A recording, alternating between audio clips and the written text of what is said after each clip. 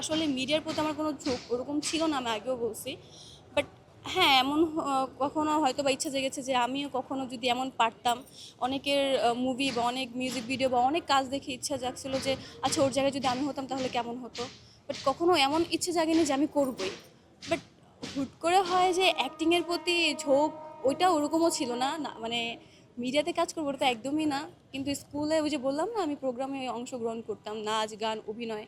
ওইখান থেকে হয়তো বা একটু একটু অ্যাক্টিংয়ের কিছু একটা শিখি। অনেকে হচ্ছে আপনার অ্যাক্টিং শিখে, কিন্তু আমার ওই অ্যাক্টিংয়ের শেখার কোনোই হয়নি। হয়তো বা অ্যাক্টিং শেখার তো শেষ নেই, অনেক প্রসেসিং। বাট আমি এমনি হয়ে গেছে, জানি না কীভাবে হয়েছে। আমি অডিশন দিয়েছিলাম, ভাইয়াও বললো যে না, ওর মধ্যে এক্সপ্রেশন বা ওর মধ্যে ওই ট্যালেন্টটা আছে যেটা আমি একটু প্রেশার করলেই বের করতে পারবো, একটু চেষ্টা করলে বের করতে পারবে। সো লামহা, লামিয়া, আসলে লামহাও ডাকা হয়, লামিয়াও ডাকা হয়। বাসার সবাই আমাকে লামিয়াই বলে ডাকে।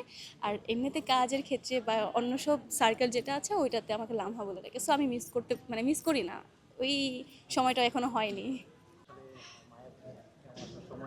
এখন তো আমার আম্মু আমাকে নিয়ে অনেক প্রাউড ফিল করে, আমার সবাই এখন আমাকে নিয়ে প্রাউড ফিল করে। কেন ফিল করে আমি জানি না। বাট এমন হয় যে যখন আম্মুকে মানুষ ফোন দিয়ে বলে এই আমি তো আজকে লামহাই নাটকটা দেখছি, অনেক সুন্দর হয়েছে, ওকে খুব সুন্দর লাগতেছে, খুব ভালো অ্যাক্টিং করছে, ওর অ্যাক্টিংতে আমার কান্না চলে আসছে, এমনভাবে যখন আম্মুকে বলে, আম্মু তো তখন আমাকে ফোন দিয়ে বলে। আমার সামহাও কাজের জন্য আমাকে একটু দূরে থাকতে হয়, তো সো আম্মুকে আমি ওরকম টাইম দিতে পারি না। তো এই জন্য ফোনেই বেশি কথা হয়। আর যখন কিনা এইগুলো আবেগগুলো আমাকে শেয়ার করে, ফার্স্টে তো সাপোর্ট ছিল না, এখন আমার আম্মু আমাকে ফুল সাপোর্ট দেয়। মানে এমন হবে যে যদি আমি সারা রাত শ্যুট করি, আমার আম্মু আমার পাশে দাঁড়িয়ে থাকবে, আমাকে দেখবে।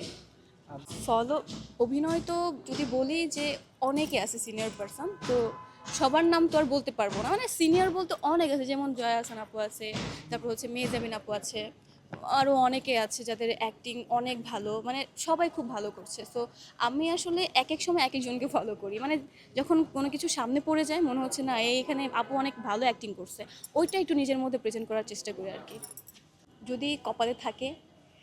আমি এই পর্যন্ত কোনো কিছু প্ল্যান করে করিনি তো, বা প্ল্যান করেও আমি আগাইনি তো। সো ওরকমভাবে আমি বলতে পারবো না, কারণ আমি যেটা প্ল্যান করি সেটা কখনোই হয় না, আমি যেটা আশাও করবো না সেটাই হয়। সো আমি এটা জানি না, যদি কখনো আল্লাহ কপালে রাখে বা যদি সুযোগ হয় তাহলে ইনশাল্লাহ হয়তো বা আপনারা বড় পর্দা আমাকে দেখতে পাবেন।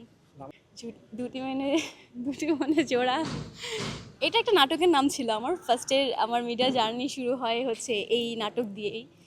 তো এটা আসলে অনেক ইমোশন, এটা আমার ফার্স্ট ইমোশন। সো যদি ওইটা নাটকের ক্ষেত্রেই হয়েছে, বাট নিজের জীবনে লেগেছে কিনা ধরো? আমরা এটা পাস করি। আমি তো আগেই বললাম, বাংলাদেশ বলেন, বাংলাদেশের বাইরে বলেন, সিনিয়র তো শুধু বাংলাদেশ, হ্যাঁ বাংলাদেশের মধ্যে আপনার লক্ষ্য করেছেন যে বাংলাদেশের মধ্যে কে কে।